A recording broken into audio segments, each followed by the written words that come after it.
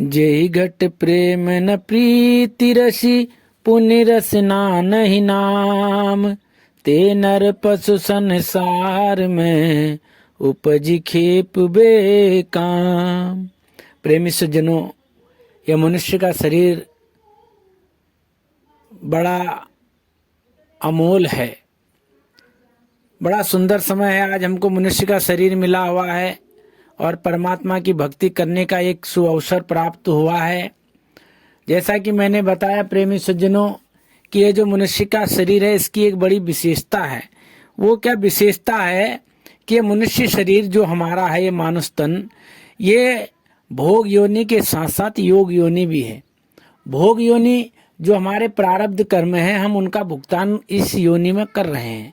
और इसकी सबसे बड़ी उपलब्धि ये है कि अपने जन्मों का अपने कर्मों का भुगतान करते हुए हम परमात्मा से जुड़ सकते हैं। ये हमारी आत्मा इस परमात्मा से जुड़ सकती है। तो ये एक बड़ा सुंदर समय है और बड़ा अनमोल समय हमको मिला हुआ है। ये अमृत वाला समय हमको मिला है कि आज हमको मनुष्य का शरीर मिला और इस शरीर को पाकर के हमने अगर परमात्मा की भक्ति नहीं की, परमात्मा को जाना नहीं, तो हमारा जीवन बड़ा बेकार है। इसलिए कहा परमात्मा की भक्ति करने के लिए हमको क्या करना पड़ेगा, हमको अपने हृदय में प्रेम पैदा करना पड़ेगा। कहा कि जेहि घट प्रेम न प्रीति रस पुनि रसना नहीं नाम। कहा कि जिसके घट में, जिसके हृदय में प्रेम नहीं है, प्रीत नहीं है और जो अपनी जिह्वा से उस प्रभु के गुणगान को नहीं कर रहा है, तो कहा वो इस संसार में पशु के समान है। कैसा है? पशु के समान। येषा न विद्या तपो न ज्ञानम, ज्ञानम न शीलम न गुणो न धर्मो, ते मृत्यु लोके भूई भार भूता मनुष्य रूपेण मृगाश्चरन्ति। का जिसके पास येषा न विद्या, विद्या नहीं, तप नहीं, ज्ञान नहीं, ध्यान नहीं, ध्यान नहीं, तो ऐसे व्यक्ति कहा मनुष्य रूप में तो पैदा हुए हैं, लेकिन क्या है, कहा पशु के समान विचरण कर रहे हैं। तो इसलिए प्रेमी सज्जनों, हमें समझना है, आज ये मनुष्य का तन हमको मिला है, मनुष्य का शरीर हमको मिला है, तो हमें सद्भक्ति करनी है, सदगुरु की भक्ति करनी है, उस परमात्मा की भक्ति करनी है। तब हमारे इस जीवन का कल्याण होगा, तब हमारा आवागमन का मार्ग छूट जाएगा। लेकिन जब तक हम इस सत्य को जानने वाले नहीं होंगे, संसार के आडंबरों में ही पड़े रहेंगे, तो माफ करना प्रेमी सज्जनों, हमारी इस आत्मा का कल्याण होने वाला नहीं है। एक प्रेमी जी हैं बिहार से, उन्होंने कल हमसे पूछा कि गुरुजी, एक संत महात्मा सत्संग सुना रहे हैं और बता रहे हैं कि आत्मा और परमात्मा अलग अलग है।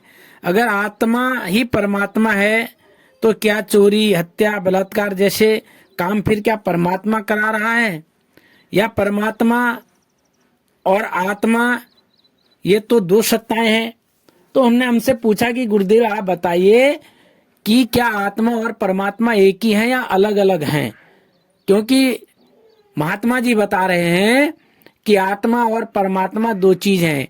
क्योंकि चोरी, चकारी, गुंडागर्दी, बलात्कार, रेप जैसे काम ये मनुष्य कर रहा है। अगर परमात्मा इस शरीर में है तो ये क्या काम वो करवा रहे हैं? तो प्रेमी सज्जनों, बड़ा विशेष ध्यान देने का विषय है, बड़ा समझने का विषय है। हमने इससे पहले वाले वीडियो में बताया कि आत्मा और परमात्मा एक हैं या अलग अलग हैं, ये समझने का विषय है। देखो प्रेमी सज्जनों, आत्मा और परमात्मा मानने के लिए दो हैं, लेकिन एक ही हैं। वो एक ही हैं, ये आत्मा और वो परम आत्मा।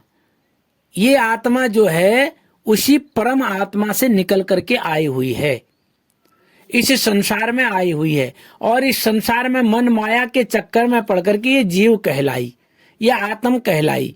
जैसे सूर्य में हमने बताया कि सूर्य आसमान में है, वो पृथ्वी पर आता नहीं है, उसकी एक किरण आती है। क्या आती है? किरण। सूर्य जहां पर है, जो वस्तु सूर्य है वो है, उसमें से निकलती हुई जो किरण आ रही है, उससे पूरा प्रकाश, पूरा संसार प्रकाशमान है। ऐसा नहीं कि उसकी किरण अलग हो और सूर्य अलग हो, आ तो उसी तत्व में से रही है। अगर आप कहते हैं कि आत्मा अलग है, परमात्मा अलग है, अगर आत्मा परमात्मा के पास है, एक तरफ आप कहते हैं कि आत्मा में ही परमात्मा है, तो चोरी, चकारी, गुंडागर्दी क्या परमात्मा करा रहा है? नहीं करा रहा है। इसलिए आत्मा अलग है। तो आप कहते हैं कि परमात्मा आत्मा के पास है, मुंह को कहाँ ढूंढे रे बंदे, मैं तो तेरे पास में। आप कहते हो कि परमात्मा उसके पास में है। अगर परमात्मा उसके पास में है तो क्या वो उसे चोरी चकारी बलात्कार करते हुए देख रहा है या करा रहा है? भाई अगर हमारा बाप हमारे सामने मौजूद है तो हम अपने बाप के सामने चोरी, हत्या, गुंडागर्दी, बलात्कार ये सब कर रहे हैं, इसका मतलब बाप हमें नहीं रोक रहा है। कहीं ना कहीं बाप हमको उसको करने के लिए हमको छूट दे रखी है। तो ये बिल्कुल भ्रम में ना रहें। भाई अगर परमात्मा पास में है तो क्या पास में होकर के क्यों करा रहा फिर ये सब कुछ? अगर परमात्मा पास में है, आप कहते हो कि आत्मा और परमात्मा में भेद है, इतना चोरी चकारी बलात्कार हत्या ये दुनिया भर की चीज हम कर रहे हैं, ये कर रही है आत्मा कर रही है, तो आप एक तरफ कह रहे हैं कि आत्मा पास में है, तो क्या पास में रह करके बाप पास में रह करके बेटे से सब कुछ करवा रहा है? क्यों अज्ञानता फैला रहे हैं, क्यों भ्रम में पड़ रहे हैं? देखिए समझने का विषय है, आत्मा और परमात्मा में कोई भेद नहीं, ये दो हो गए हैं अज्ञानता के कारण। एक तरफ हम कह रहे हैं कि ये आत्मा अलग विषय है और परमात्मा अलग विषय है। अलग विषय तो है क्योंकि जो परमात्मा है वो परम आत्मा है और ये जो आत्मा है केवल आत्मा है, मन माया से जुड़ी हुई है, संसार के विकारों से लगी हुई है, इसलिए जीव कहलाया।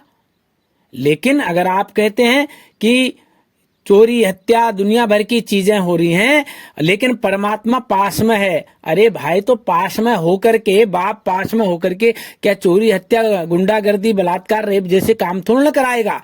ये समझने का विषय। हमको भरमा दिया जाता है, हमको गुमराह करा दिया जाता है कि नहीं नहीं आत्मा अलग चीज है, ये जो भी हम कर रहे हैं इस संसार में चोरी चकारी ये सब आत्मा ही कर रही है, आत्मा नहीं कर रही है, ये हम मन बुद्धि इंद्रियों के द्वारा कर रहे हैं। कहा हित अनहित पशु पक्षों जाना, मानुष तन गुण ज्ञान निधाना। मेरा भला क्या है मेरा बुरा क्या है ये तो पशु पक्षी भी जानते हैं। मानुष तन गुण ज्ञान निधाना, मनुष्य का जो शरीर है गुण और ज्ञान का भंडार है। तो भाई जब गुण और ज्ञान का भंडार है, अपने अच्छे अपने बुरे के लिए तो इस बुद्धि और ज्ञान का हम उपयोग कर रहे हैं। संसार में हम पड़ोसी को कैसे नीचे झुकाना है, दूसरे को कैसे हराना है, नाना प्रकार से हमको कैसे अमीर बनना है, कैसे चोरी करनी है, कैसे किसी को लूटना है, इसके लिए तो हम अपनी मन बुद्धि का प्रयोग खूब कर रहे हैं। लेकिन जब कोई इस प्रकार के काम हो रहे हैं तो कह रहे नहीं नहीं नहीं भाई ये तो परमात्मा की मर्जी थी ऐसा हुआ, परमात्मा को दोष दे देते हैं। दोष नहीं है, इस शरीर में जो आत्मा रह रही है उस परमात्मा का अंश।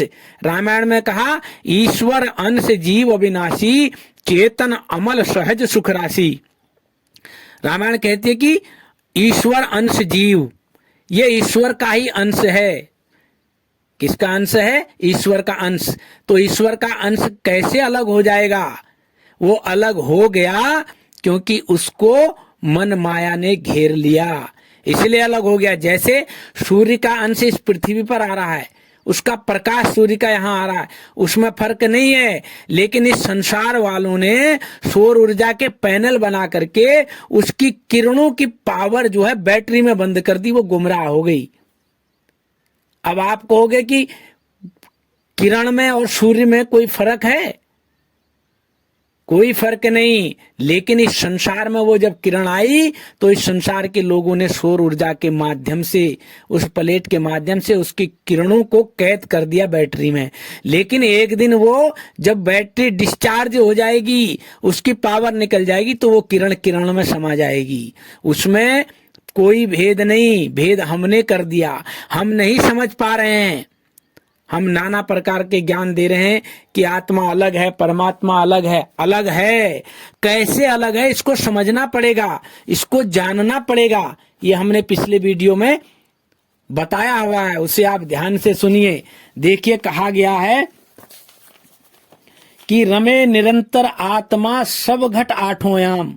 कहा है कि रमे निरंतर आत्मा सब घट आठों याम, बाही से संतन धरो राम ताही को नाम। रमे निरंतर आत्मा सब घट आठों याम, वाही से संतन धरो राम ताही को नाम। इसलिए वो कह रहे हैं कि ये आत्मा सब में निरंतर रमी हुई है, सब घट आठों याम, सब शरीर, सब हृदय में, सब घट में ये रमी हुई है ये आत्मा। इसीलिए उस आत्मा का नाम राम रखा, ऐसा संतों ने कहा, क्योंकि वो सब में रमण कर रहा है। वो परमात्मा शक्ति भी सब में रमण कर रही है। लेकिन आज हम समझ नहीं पा रहे हैं उस बात को कि हमको समझाया क्या जा रहा है, हमको नाना प्रकार से गुमराह किया जा रहा है, हम समझ नहीं पा रहे हैं, इन शब्दों के जाल में उलझे हुए हैं। आज हम कुछ बता रहे हैं, कल कुछ बता रहे हैं, परसों कुछ बता रहे हैं, हमें स्वयं ज्ञान नहीं हो पा रहा है कि हम क्या हैं। अरे भाई, हम आत्मा हैं, और ये आत्मा रामायण कह रही है कि ईश्वर का अंश है, अविनाशी है। तो अविनाशी कौन है? इस संसार में जितनी भी वस्तुएं सब तो नाशवान है, अविनाशी कौन है? अविनाशी केवल एक परमात्मा है। तो फिर आज हम कह रहे हैं कि आत्मा और परमात्मा दो हैं, समझने के लिए दो हैं। जब इसका सार आपको मिलेगा, जब आप इसको समझेंगे, जिस दिन इस आत्मा को हम परम बनाने वाले हो जाएंगे, परम हो जाएगी ये आत्मा, तो उस परम शक्ति में समाहित हो जाएगी, परमात्मा हो जाएगी। परम आत्मा और परमात्मा में कोई भेद नहीं, भेद हमने कर दिया। इस संसार में हम नाना प्रकार के दुष्कर्म कर रहे हैं या अच्छे कर्म कर रहे हैं, तो उसका भागी हम आत्मा को बना रहे हैं। परमात्मा ये सब नहीं करता है, आप कह रहे हैं, और ये भी बता रहे हैं कि वो पास में ही है। अगर वो पास में ही है, तो क्या वो अपने बच्चे से गलत काम करते हुए मना नहीं कर रहा है? क्यों करने दे रहा है? ये हमको समझना पड़ेगा। इन बातों में गुमराह नहीं होना है। ये समझो, जो भी काम हम कर रहे हैं, हम बुद्धि के बल पर कर रहे हैं। इस आत्मा को मन बुद्धि ने घेर लिया है, बहका दिया है। ये इसीलिए तो परम नहीं हो पा रही है, इसीलिए तो संसार में भटकाव है, इसीलिए तो संसार में घूम रही है, संसार में भटक रही है ये आत्मा। लेकिन आज हम समझ नहीं पा रहे हैं, आज हम जान नहीं पा रहे हैं। इसलिए प्रेमी सज्जनों, बिल्कुल गुमराह नहीं होना है। आत्मा और परमात्मा एक ही है। हमको समझना पड़ेगा कि वो एक कैसे है, और दो हैं तो वो कैसे हैं ये समझना पड़ेगा। लेकिन अगर हम कह दें कि नहीं नहीं, आत्मा अलग है, परमात्मा अलग है, तो रामायण में क्यों कहा ईश्वर अंश जीव अविनाशी, चेतन अमल सहज सुखरासी? ईश्वर का अंश जीव है। ईश्वर अंश जीव कैसा है? अविनाशी, जिसका नाश नहीं होता। अब नाश किसका नहीं होता? केवल इस संसार में, इस पृथ्वी पर, इस धराधाम में, इस संपूर्ण ब्रह्मांड में नाश नहीं होता है, तो केवल परमात्मा का नाश नहीं होता। तो यहां भी रामायण कह रही है कि आत्मा का भी नाश नहीं होता। तो आत्मा और परमात्मा का कोई ना कोई तो लिंक है, उसका भी नाश नहीं होता, इसका भी नाश नहीं होता। इसका मतलब ये उसी का अंश है। गुमराह नहीं होना है। कैसी है? चैतन्य है, अमल करने लायक है, सहज में सुख देने लायक है। चेतन अमल सहज सुख राशि। इसीलिए संतुन ने कहा कि रमे निरंतर आत्मा सब घट आठों याम, वाही से संतन धरो राम ताही को नाम। लेकिन आज हम समझ नहीं रहे हैं, है ना? आज हम समझ नहीं रहे, समझना नहीं चाहते हैं। प्रेमी सज्जनों, बड़ा विचार करने का विषय है, बड़ा समझने का विषय है, और जब तक हम समझेंगे नहीं, तब तक हमारी समझ में कुछ आएगा नहीं। इसलिए समझना बहुत जरूरी है। आज नाना प्रकार के कर्मकांड कर रहे हैं, नाना प्रकार के बातों में हम उलझे पड़े हैं। क्यों उलझे पड़े हैं? केवल इसीलिए। क्यों? क्योंकि हमको उलझा दिया गया, हमको नाना प्रकार से समझा दिया जाता है कि ऐसा नहीं ऐसा है, लेकिन हम समझ ही नहीं पा रहे हैं। इसलिए समझो, पहले समझो, पहले सुनो। जब तक हम सुनेंगे नहीं, तब तक हम समझेंगे नहीं। कहा है सुन समझहि लहहि, रामायण में कहा सुन समझहि लहहि चार फल, अक्षत तन साधु समाज परियाग। कितने सुंदर शब्दों में रामायण में लिखा। सुन, पहले सुनो, पहले सत्संग को सुनो, फिर समझहि, समझो, फिर कहा लहहि, फिर लो। रामायण कह रही है सुनो समझहि लहहि, पहले सुनो, खूब सुनो, उसके बाद उसको समझो, विचार करो, फिर लहहि, फिर लो। चार फल, चार फल। वो चार फल कौन कौन से होंगे इसको हमको समझना है, लेकिन आज हम समझ ही नहीं रहे। अक्षत, जिसमें कोई क्षति नहीं, जिसका कोई नाश नहीं। तनु, साधु समाज परियाग, किसी से लेना है? साधु से। साधु महात्मा जो हैं चलता फिरता प्रयागराज हैं, तीर्थ हैं, उनके पास जाकर के हमको इन चार फलों को लेना है। नाम रूप धुन, है ना, नाम रूप धुन। कौन बताएगा? नाम भी, रूप भी, धुन भी, और चौथा अमृत। वो अमृत क्या है? ये चार फल है, नाम रूप धुन और अमृत। तो कौन बताएगा? संत महापुरुष बताएंगे। लेकिन आज हम समझ नहीं पा रहे। आज हम इसी भ्रम में पड़े हुए हैं कि आत्मा एक है कि अनेक है, कि कौन सही बता रहा कौन गलत बता रहा है। इसका विवेक करने का विषय है प्रेमी सज्जनों। जब तक हम विवेक नहीं कर पाएंगे तब तक हम समझ नहीं पाएंगे। इसलिए तुलसी साहब ने कुंडलियों में लिखा, जग जग कहते जुग भये जगा न एको बार। जग जग कहते जुग भये जगा न एको बार, जगा न एको बार सार को कहो कैसे पावे। सोवत जुग जुग भये संत बिना कौन जगावे। पड़े भरम के माह बंद से कौन छुड़ावे। जो कोई कहे विवेक ताही की नेक न भावे। तुलसी पंडित भेष से सब भूला संसार, जग जग कहते जुग भये जगा न एको बार। तुलसी साहब ने कितने सुंदर शब्दों में कहा कि जग जग कहते जुग भये जगा न एको बार, यानी कि कई वर्षों बीत गए, जागो। इस आत्मा को कहा कि है आत्मा, तुम उस परम आत्मा के अंश हो, उस परमात्मा के अंश हो, तुम जानो। इस आत्मा को जगाने की कोशिश की, परम बनाने की कोशिश की, लेकिन ये आत्मा जागी नहीं। क्यों नहीं जागी?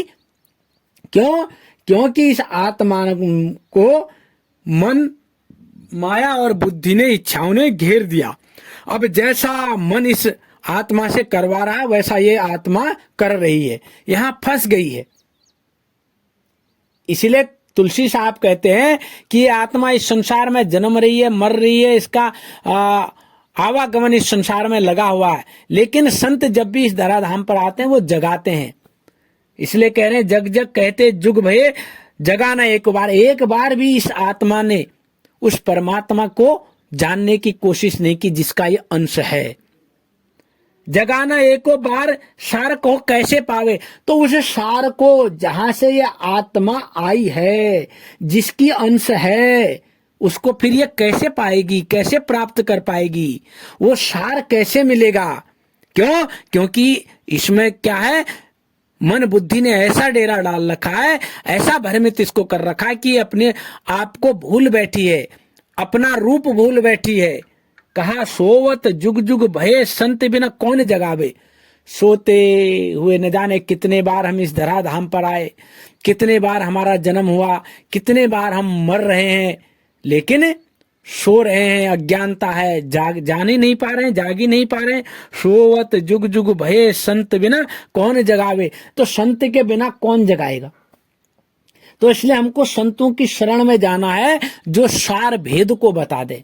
और जब तक सार भेद हमको मालूम नहीं होगा, हम असार में इसी तरह भ्रमित होते रहेंगे। आत्मा अलग है कि एक है, कि परमात्मा अलग है कि एक है, यही भ्रम हमारे अंदर बैठता रहेगा, हम समझ ही नहीं पाएंगे। कहा सोवत जुग जुग भये संत बिना कौन जगावे, पड़े भ्रम के माय बंद से कौन छुड़ावे। पड़े भ्रम के माय बंद से, इस बंधनों से कौन छुड़ाएगा? क्योंकि ये आत्मा इसी बंधन में जकड़ी हुई है, इसी में फंसी हुई है। लेकिन आज हम समझ ही नहीं पा रहे हैं, आज हम जान ही नहीं पा रहे हैं। क्यों? क्योंकि जितने चेला नहीं उतने गुरु हो गए, अपना अपना ज्ञान सब दे रहे हैं। धन्यवाद है सभी संतों को, सभी महापुरुषों को, ज्ञान दीजिए, लेकिन ज्ञान को बोलने से पहले विवेक कर लेना है कि हम क्या बोल रहे हैं, क्या कह रहे हैं। तो इसलिए उसको मनन करना जरूरी है। भाई रामायण में इसीलिए तो कहा कि सुनो, सुना ही समझ ही लही। पहले सुनिए, फिर समझिए, फिर लीजिए। इसलिए कहा पहले जान ले, फिर मान ले, फिर कर ले विश्वास। पहले जान लो, फिर उसको मान लो, तभी तो विश्वास होगा। अब जाना ही नहीं, माना ही नहीं, विश्वास कैसे होगा भाई?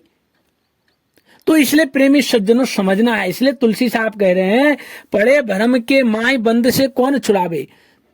क्योंकि जो भी हमको ज्ञान दे रहे हैं वो खुद बंधन में है, खुद उनको आत्मज्ञान नहीं है, वो आत्मा में और परमात्मा में भेद बता रहे हैं। तो कैसे इसको हम जानेंगे, कैसे समझेंगे? तो इसलिए कह रहे हैं, जो कोई कहे विवेक ताहि की नेक न भावे, तुलसी पंडित भेष सब भूला संसार। तुलसी पंडित भेष से सब भूला संसार।